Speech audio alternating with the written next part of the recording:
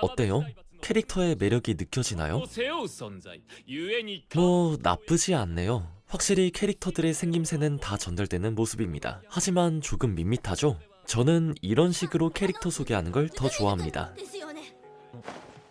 私、文芸部1年の 어때요? 어떠한 서사적인 정보들이 없어도 두 번째 캐릭터에 조금 더 몰입되지 않나요? 물론 양산형 하렘물 하면 바로 생각나는 건 이런 어이없는 수준의 작품입니다. 하지만 작품의 퀄리티의 차이를 만들어내는 건 생각보다 디테일적입니다. 감독의 연출력과 창의력에서 나오는 부분이죠. 사실 애니는 예산이 적어도 창의성으로 극복할 수 있는 부분들이 많습니다. 완전히 다른 장르긴 하지만 에반게리온이 적은 예산에 허덕거렸음에도 불구하고 리미티드 애니메이션을 창의적으로 사용해서 대단한 연출들을 남긴 건 유명하죠. 그래서 그런지 저는 이번 분기 기대작 중 하나였던 한밤중 하트춘을 보면서 저절로 한숨이 나왔습니다. 시간 때문인지 예산 때문인지 스태프들의 열정 부족인지 이유가 뭐든지 간에 연출에 대한 고민보다 최소의 투자로 최대의 수익을 뽑겠다는 불순한 의도가 뻔히 보였기 때문이죠. 캐릭터들의 매력이 전부인 장르에서 이렇게 캐릭터들을 밋밋하게 보여주면 남는 게 뭐가 있을까요? 그런 의미로 패배 히로인이 너무 많아는 저에게 정반대의 경험이었습니다. 흔한 라노벨 로맨스 같은 제목을 한 주제에 1화부터 변태적일 정도로 디테일을 살려 생동감을 만들어냅니다. 전혀 기대를 안 하고 있었던 저 같은 관객들에게 연출로 이목을 확 끌어버리죠. 결국 로맨스 애니의 퀄리티를 결정하는 건 캐릭터 설정이 아니라 캐릭터를 어떻게 보여주느냐입니다. 페로인의 오프닝 장면의 연출을 한번 봐볼까요? 간단하게 설명을 하자면 이 장면은 주인공인 누크미즈가 여주인공인 야나미가 짝사랑한테 차이는 걸 목격해버리는 장면입니다. 먼저 이 오프닝은 누크미즈라는 인물을 소개해줍니다. 이 샷으로 누크미즈는 오타쿠고 혼자 있는 걸 즐긴다는 걸 알 수 있죠. 하이앵글을 통해 희망적인 모습을 보여주고 햇빛도 얼굴을 비춰줍니다. 밝은 음악과 싱글벙글한 표정을 강조해주죠. 이렇게 누크미즈의 캐릭터성을 곧바로 보여줍니다. 여기서 누크미즈는 야나미 안나를 발견합니다. 여기서 페로이는 누크미즈의 평화가 깨졌다는 걸 시각적으로 보여주기 위해 카메라는 누크미즈와 함께 확 뒤로 빠지죠. 여기서 재밌는 연출은 카페 내 구조를 사용해서 프레임을 나눴다는 점입니다. 누크미즈가 둘 사이에 끼고 싶지 않다는 걸 보여주기도 하지만 시각적 그리고 공간적으로 누크미즈가 야나미를 엿듣는 듯한 분위기를 만들어냅니다. 이후 카메라는 야나미와 야나미가 짝사랑하고 있는 소스케로 피사체를 옮깁니다. 여기서는 심도나 표정, 측면을 사용한 구도로 둘의 관계가 흔들리고 있다는 걸 보여줍니다. 소스케를 놔주는 야나미의 진정성을 보여주는 샷 사이즈, 놀란 소스케의 모습을 보여주기 위해 따라오는 카메라, 아니면 이런 식으로 카메라가 살짝 뒤로 가는 푸시아웃으로 둘의 관계가 멀어졌다는 걸 보여주는 등 작은 디테일들이 둘의 관계가 로맨스 애니에서 찾을 수 있는 드라마적인 관계라는 점을 강조해주네요. 비슷하게 소스케가 떠난 이후에는 이런 클로즈업으로 눈가가 촉촉한 표정과 처절하게 씹혀있는 빨대를 강조하면서 아련함을 강조합니다. 여기서는 누크미즈를 보여주고 있지만 재밌게도 프레임 속 공간은 야나미가 더 많이 차지하고 있죠. 누크미즈가 이 상황의 방관자라는 걸 보여줍니다. 이런 연출은 나중에 야나미가 옆에 앉아있는 누크미즈를 발견한 후의 순간을 더욱더 임팩트 있게 만들어줍니다. 방관적인 샷들과 비교되는 이렇게 반복되는 샷 리버스 샷이나 이런 횡 움직임을 통해 웃음을 자아내죠. 이런 식으로 야나미와 소스케의 관계도 섬세하게 만들어가지만 이 씬의 코어는 야나미와 누크미즈의 대화에서 나옵니다. 쪽팔리기도 하고 이야기 대상이 필요한 야나미는 누크미즈가 앉아있는 테이블로 옮깁니다. 렉포커스로 초점이 이동하면서 야나미의 가방이 화면 밖에서 날아오는 건 갑작스레 합석한 야나미를 보여주는 좋은 연출이네요. 저는 잘 만든 테이블 장면을 굉장히 좋아합니다. 어떻게 앉고 있는지, 테이블이 동그란지 네모난지, 어디에 앉고 있는지 같은 정보로 캐릭터들의 관계가 한순간에 나타나기 때문입니다. 여기서 배치는 생각보다 흥미롭습니다. 야나미가 누크미즈의 옆이나 앞이 아닌 대각선에 앉아있죠.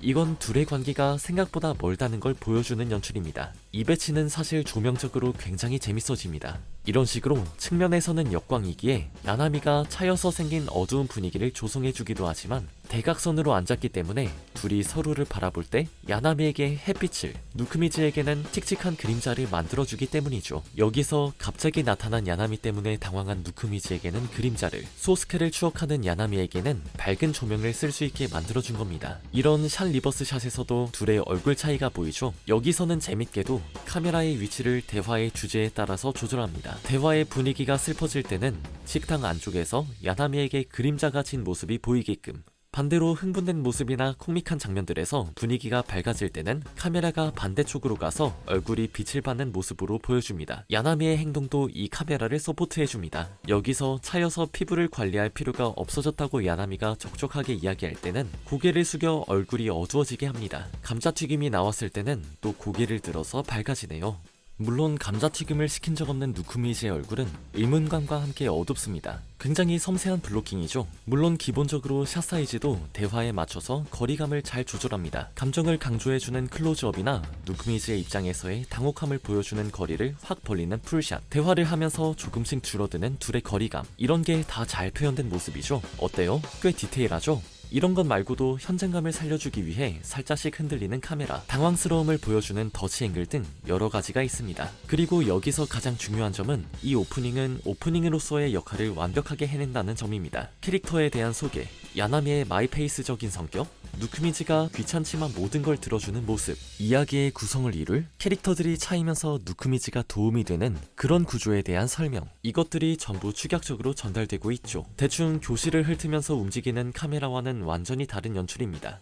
주인공이 어떤지, 이야기가 어떤 분위기인지, 시각적인 부분들이 대사와 전혀 따로 놀고 있는 모습이죠. 카메라가 대사와 분위기를 받쳐주는 페로인과는 다르게 하트툰의 연출은 샷의 리듬이 없습니다. 카메라가 의도가 있어서, 전달하고 싶은 감정이 있어서 전환되는 게 아니라 그저 패닝할 공간이 없어져서, 또는 그저 누가 말하기 시작했기 때문입니다. 신경 안 쓸 거라고 생각하는 이런 세세한 화면 속 연출들의 부재가 이런 장면에서 느껴지는 플랫함을 만들어내는 것입니다. 하지만 이런 식으로 화면에 담기는 연출만이 차이점을 만드는 게 아닙니다. 오히려 두 작품의 몰입감의 큰 차이점 중 하나는 화면 밖을 어떻게 연출하냐에 달려있죠. 이렇게 퀄리티가 떨어져 보이는 양산형 하렘 애니들의 특징 중 하나는 카메라가 상황과 캐릭터를 담으려는데 혈안이 되어 있다는 점입니다. 이런 식으로 캐릭터가 말을 할 때 화면에 들어오고 행동을 할 때 카메라가 강조해주죠. 누군가를 소개할 때는 이렇게 소개하는 사람을 한 명 한 명 잡아줍니다.